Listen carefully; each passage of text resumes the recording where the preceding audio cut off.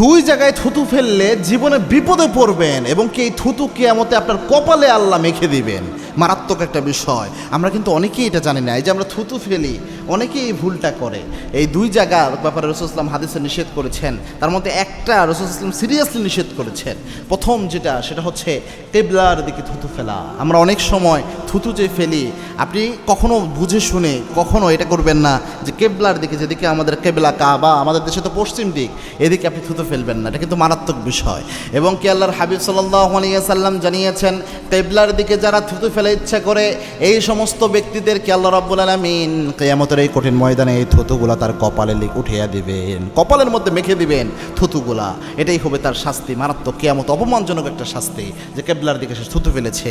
আর দুনিয়াতে যে বিপদ হবে সেটা হচ্ছে, যদি আপনি ইচ্ছা করে এই থুতুটা ফেলেন, এই দুনিয়াতে আপনি ঈমান নিয়ে মৃত্যুবরণ করতে পারবেন না। কেননা কিবলা বা কাবা আমাদের একটা শিআর, নিদর্শন।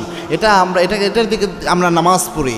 এখন যদি আপনি এটাকে অপমানজনকভাবে আপনি থুতু ফেলেন, এটা অপমান হিসেবে যদি হয়, বেয়াদবি হিসেবে যদি হয়, আপনার ঈমানও নষ্ট হয়ে যেতে পারে।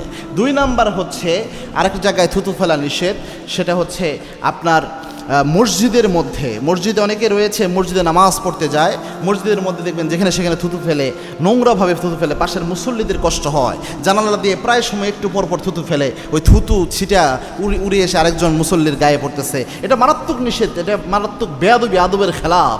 এই কাজগুলো করবেন না। মসজিদ হচ্ছে পবিত্র জায়গা, আল্লাহর ঘর। এই ঘরে যেন আমরা সর্বোচ্চ আদবের পরিচয় রাখি, সর্বোচ্চ শৃঙ্খলা, সর্বোচ্চ পরিষ্কার পরিচ্ছন্নতার পরিচয় আমরা যেন দিতে পারি।